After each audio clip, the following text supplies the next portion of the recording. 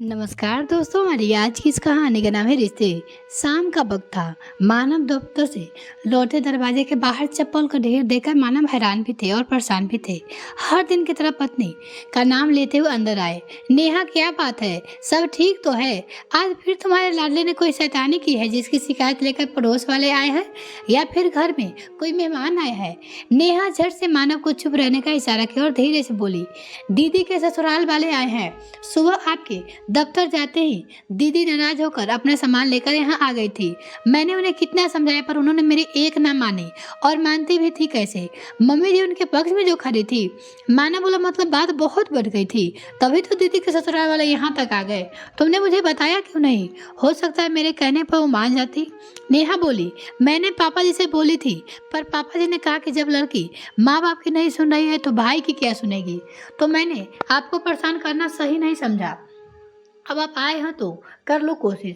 नेहा मानव का बैग लेकर चली गई। मानव ने सभी रिश्तेदारों को नमस्कार किया। नेहा की ननद बबीता मानव के सामने रोती सूरत बनाकर बोली, देख लो मानव, तुम्हारी बहन की क्या दशा हो गई है। इतने दिन में तो मैं बर्दाश्त करती रही, फिर यहाँ आ गई। अब मेरा यहाँ आना भी इन्हें गवारा नहीं है, जो मुझे परेशान करके यहाँ चले आए। मानव बोला, दीदी आप अपने परिवार वालों के लिए कैसे शब्द का उपयोग कर रही हो? बात चाहे जो भी हो, ये जीजा जी माता पिता है, इतना तो ध्यान रखिए। और बात कोई ऐसी नहीं होती जिसे सुलझाया नहीं जा सकता था, क्यों अंकल जी? बबीता ने कुछ कहना चाहा तो मानव ने इशारे में उसे चुप करा दिया और बोला, नेहा दीदी को अंदर ले जाओ। बबीता को जाने की इच्छा तो नहीं थी, पर उसे अंदर जाना पड़ा। नेहा की सास कामनी जी बोले, मानव तुम्हें अपनी बहन के पक्ष में खड़ा होना चाहिए कि उसके ससुराल वालों के पक्ष में। मेरी बेटी को तकलीफ हुई होगी तभी तो अपने मायके आई है। मानव मुस्कुराकर बोला, माँ दीदी का अपने मायके में हमेशा स्वागत है। गुस्से अपना घर छोड़कर नहीं, बल्कि खुशियाँ मनाने के लिए मुझे पहले की बात करने दीजिए। बबीता की सास बोली, बेटा मानव, बात इतनी ही बड़ी नहीं थी कि बहू अपना घर छोड़कर यहाँ चली आई। फिर अगर मुझसे कोई भूल हो गई है तो मैं बहू से क्षमा मांग लूंगी। जिस तरह एक माँ अपनी बेटी को समझाती है, बस मैंने बहू को वही समझाया कि अनजान लोगों से अपना फ़ोन नंबर देना सुरक्षित नहीं है, और फिर अपने पति के पैसे के हिसाब किताब और घर के खर्चे को संभालो। बस इसी बात पे 2-3 दिन से वो नाराज थी। जब मैंने इस महीने के पैसे उसे दिए तो उसने कहा, मुझे जेब खर्च के लिए पैसे दे दीजिए और घर खर्च का हिसाब आप देखिए। अब तुम ही बताओ बेटा, मैं कब तक ये करूँगी? मानव बोला, ये तो आजकल की बहुत गंभीर समस्या है। फिर दीदी इस बात को अनजान कैसे बन सकती है? किसी को भी फ़ोन नंबर ऐसे कैसे दे सकती है? और जहाँ तक घर संभालने की बात है तो उन्हें तो खुश होना चाहिए कि सास अपनी सारी जिम्मेदारी बहू को दे रही है। फिर भी मैंने आपकी बात सुनी, दीदी की बात सुनूंगा। अभी जीजा जी, आप लोग की आवश्यकता होगी कि आप लोग आराम से घर जाइए, सब ठीक हो जाएगा। मानव ने बहन से बात की, बहन को अपनी तकलीफ बताई। कामनी जी बोली, मेरी बेटी को इतनी दिक्कत हो रही है और तुम बात को दबाने की कोशिश कर रहे हो। अगर यही दिक्कत तुम्हारी पत्नी को हो तो तुम क्या बोलोगे? मानव बोला, माँ मैंने सब की सुनी, पहले इस पर सब मिलकर विचार करेंगे। आपने जो नेहा की बात उठाई है ना, तो उसका जवाब भी मैं आपको ठंडे दिमाग से दूंगा। पहले ऑफिस से, फिर ये सब सुनकर आज मैं बहुत थक गया हूँ। कल रविवार है, इस बात पर विस्तार पूर्वक बात करेंगे। इतना कहकर मानव ने खाना खत्म किया और अपने कमरे में चला गया। बबीता नेहा को सुनाते हुए कामनी जी से बोली, देखा माँ, जब अपनी पत्नी की बात आई तो कैसे बात को अगले दिन पे टाल गया। नेहा मुस्कुराकर बोली, दीदी यहाँ नाराज होकर आप मायके आई हो और आपकी सास आपके मनाने के लिए यहाँ तक आना पड़ेगा। अगर वो आपकी भूल सुधार कर अच्छी सास बन सकती है तो मुझे लगता है उसकी इस बात को दूसरी सास को भी सीखना चाहिए, वरना कुछ सास तो अपनी बहू को अकेले मायके भेजने का जुगाड़ कर देती है।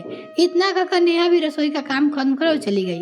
अगले दिन सब बड़े आराम से जगे। बबीता को देखकर लग ही नहीं रहा था कि कल उसकी वजह से घर में इतना हंगामा हुआ था। नेहा सबको चाय दी तो कामनी जी बोली, बहू तुम्हारी कल की कही हुई बात आज भी मेरे दिमाग में घूम रही है। आखिर तुम मुझसे क्या उम्मीद करती हो? नेहा मुस्कुराकर बोली, मम्मी जी मैं किसी से कोई उम्मीद नहीं करती। मैं बस इतना जानती हूँ कि एक बहू तकलीफों से सीखकर भी भविष्य में एक अच्छी सास बनती है। आपको मैं मिली हूँ, ना जाने मुझे कैसी बहू मिलेगी, बस उसी की तैयारी कर रही हूँ। कामनी जी की शंका भरी निगाहों से नेहा को देख रही थी। मानव अंगड़ाई लेते हुए बाहर आया और नेहा उसे चाय दी। कामनी बोली, कल तुमने इसकी सास को उम्मीद तो दे दी, पर अपनी बहन के साथ न्याय नहीं करोगे। मानव बोला, माँ आप क्या चाहती हो? बबीता पूरे जीवन मायके में बैठी रहे या अच्छी बहू ना बन पाए? उसकी सास या उसके सभी रिश्तेदारों को कहे कि इसकी माँ से कुछ सिखाया नहीं था।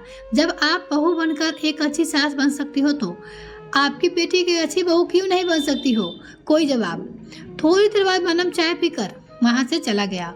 कामनी जी बबीता से बोली, सही तो कह रहा है, क्या हर गलती तुम्हारी सास की होती है? इस तरह से बहू भी मुझे 4 गलतियां निकाल देगी। अरे क्या गलत कहा है उन्होंने? तुम अपना नंबर दे दी किसी को देती हो, कल को कहीं ऊंच नीच हो गई तो परेशानी भी तो तुम्हें होगी। मैं यहाँ अभी तक बहू को घर में चाबी नहीं दी हो, तुम्हारी सास तुम्हें आगे बढ़कर घर की जिम्मेदारी दे रही है। अरे बेटा मौका तो लपक लो और एक अच्छी बहू कर साबित कर दो कि तुम्हारी माँ ने तुम्हें किस काबिल बनाया है। बबीता बोली, ये अच्छा तरीका है। भाई ने आपको चने के झाड़ पे चढ़ा दिया, आप मुझे इस घर से निकालने की तैयारी करने लगी। मुझे सब पता है, भाई के कान में ये सब जरूर भाभी ने भरा होगा। मेरा यहाँ रहना किसी को पसंद नहीं है। नेहा बबीता कहाँ पकड़ते हुए बोली, दीदी ये आपका घर है और जहाँ भी आप चाहे रह सकती हो। याद रखिएगा नसीबों से ऐसी सास मिलती है। बस आपसे एक ही शिकायत है, आप अपनी परेशानी में यहाँ चली आई पर जीजा जी के बारे में एक बार भी नहीं सोचा कि आपके बिना पति के मायके में रह पाएगी। मैं कभी नहीं रहूँगा। इतना कहकर वो चली गई। करीब 1 हफ्ता ऐसा ही चला। रोज मानव और नेहा अपने कमरे में बातें कर रहे थे। मानव बोला, तुम्हें क्या लगता है किसकी गलती है? नेहा हंसकर बोली, मैं तो इन सब चीज़ों सीख रही हूँ कि कल को जब मेरे बेटे की बहू आएगी तो मुझे उसके साथ कैसा संबंध बनाऊंगी। दीदी का सास का व्यवहार उनके लिए बहुत सहज है। काश की मम्मी जी भी मेरे साथ इतनी सहज हो पाती। कभी कभी मुझे अपनी ननद से जलन होने लगती है कि नंदू की सास अच्छी बन सकती है तो मेरी सास क्यों नहीं? मानव मुस्कुराकर बोला, हर इंसान को हर चीज़ अच्छी नहीं लगती। शुक्र मनाओ कि तुम्हें पति अच्छा मिला है जो तुम्हारे बिना एक पल नहीं रहता।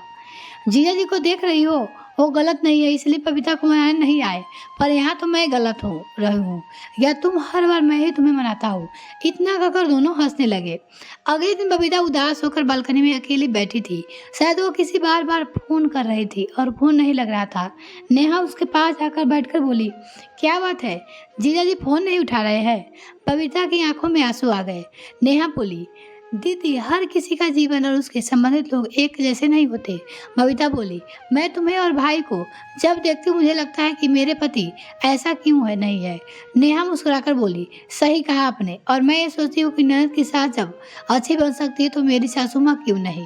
बबीता के चेहरे पे हल्की सी मुस्कुराहट हो। तब नेहा ने कहा, दीदी जब मैं गलत होती हूँ तो आपका भाई कभी मुझे सपोर्ट नहीं करता, यहाँ तक कि परिवार वाले भी कोई भी मुझे ले खड़ा नहीं होता। पर आपके लिए एक बात गौर की, जीजा जी आपसे नाराज है पर आपकी सास आपको मनाने यहाँ तक चली आई। इसका मतलब यह है कि जब अपने बेटे बहू का घर बसता हुआ देखना चाहती है। क्या मैं गलत कह रही हूँ? एक कदम उन्होंने बढ़ाया तो एक कदम आप बढ़ा लीजिए। भरोसा रखिए सब कुछ अच्छा होगा। अगले दिन मानव चाय पी रहा था तो बबीता बोली, भाई क्या ऑफिस जाते समय तुम मुझे मेरे घर तक छोड़ दोगे? मानव असर से बबीता की तरफ देखकर बोली, इस तरह से क्या देख रहे हो? मायके में कब तक रहूंगी? आखिर मेरे घर की जिम्मेदारी मुझे संभालनी है, क्यों नेहा? वो मुस्कुराकर बोला, हाँ हाँ क्यों नहीं, और अगली बार जीजा जी के साथ आना, फिर हम सब मिलकर मस्ती करेंगे। नेहा ने बबीता को जाने की तैयारी पहले से ही कर ली थी। उसने उपहार दिए तो कामनी जी बोली, बहू तुम्हें अपनी ननद को भेजने की बड़ी जल्दी है, तभी तो तुमने तैयारी पहले से कर रखी है।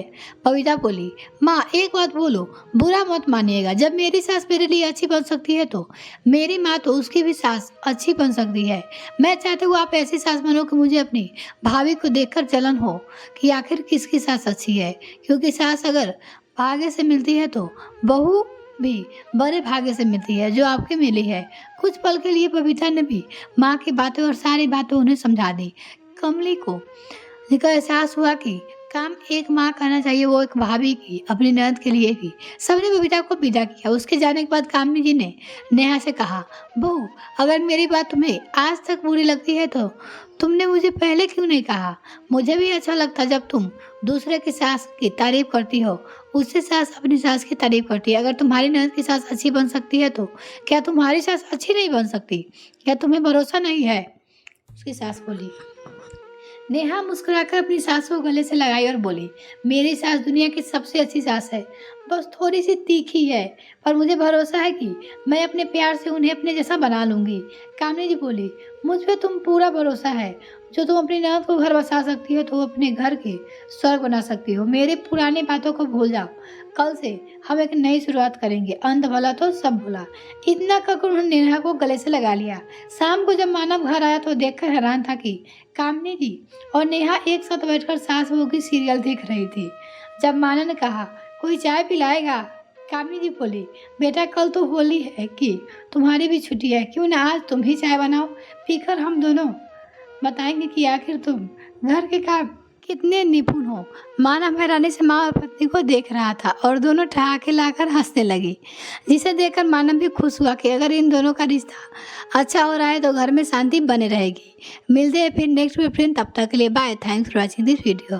अगर आपने अभी तक चैनल को सब्सक्राइब नहीं किया तो प्लीज़ सब्सक्राइब कीजिए, साथ ही बेल आइकन प्रेस करें ताकि मेरी और वीडियो का नोटिफिकेशन सबसे पहले आपको मिल सके। बहुत बहुत धन्यवाद।